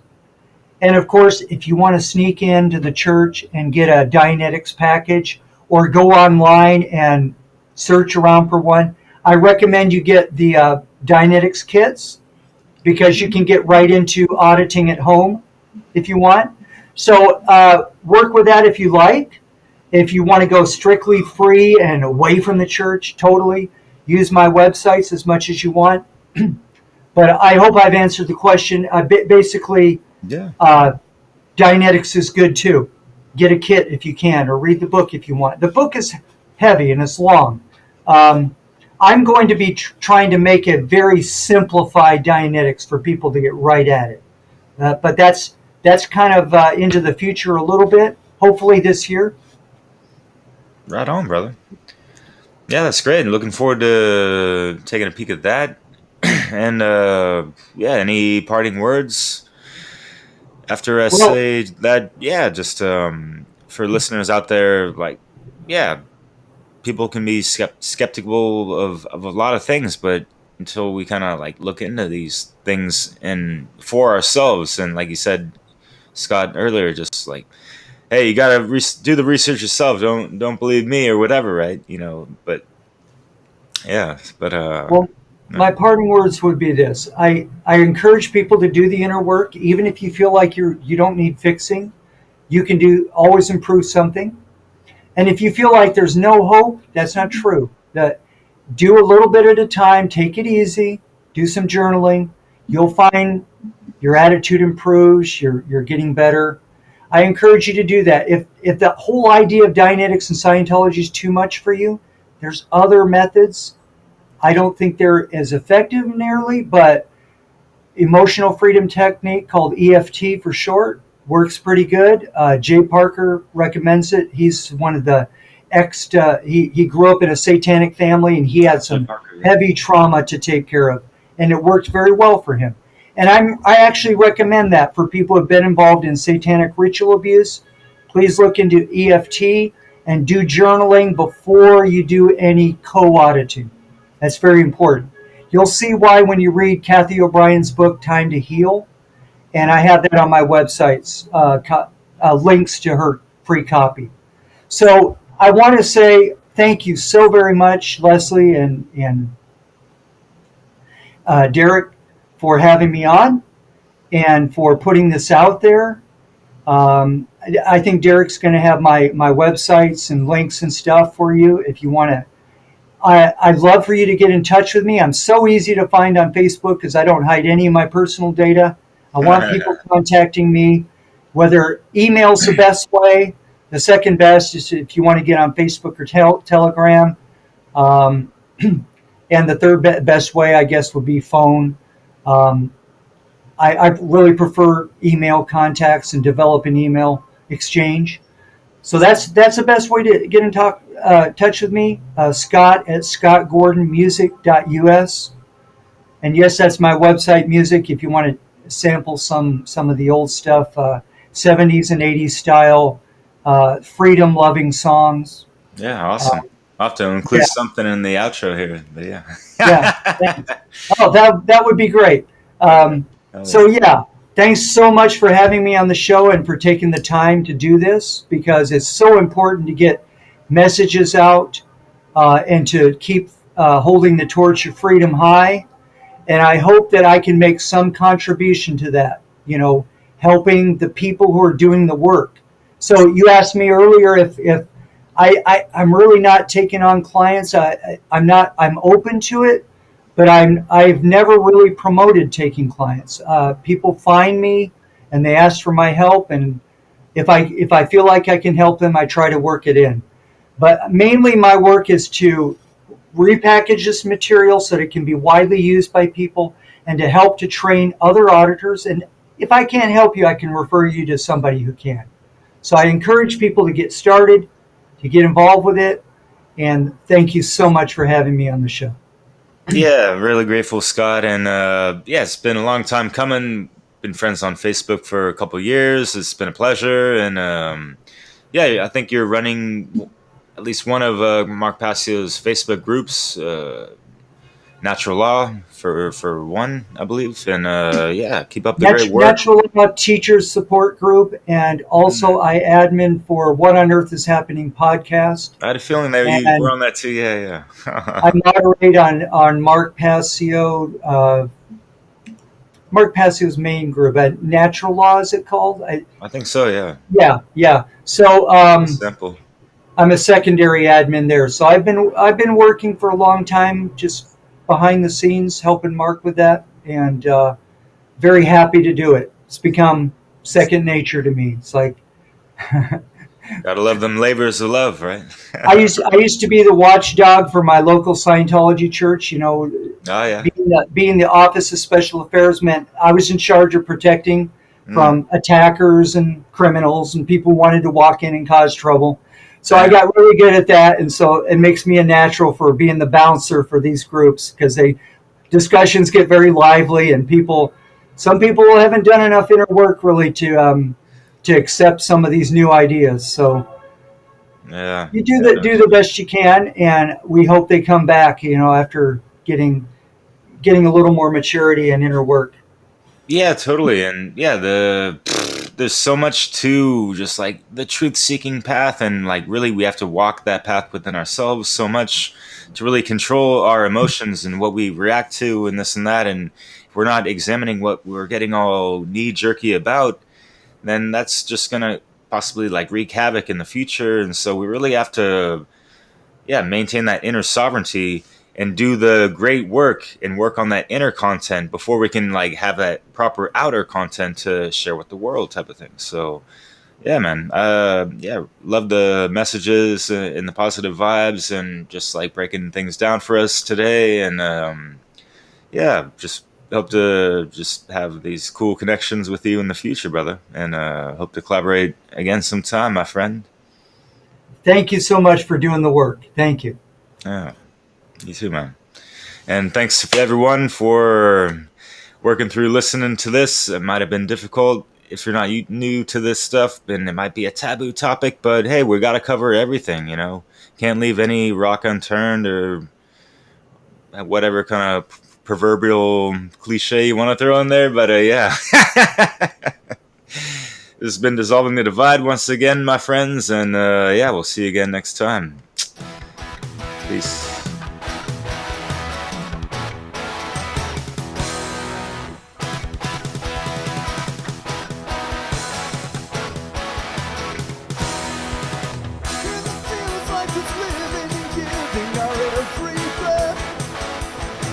But the dirty city lights, machinery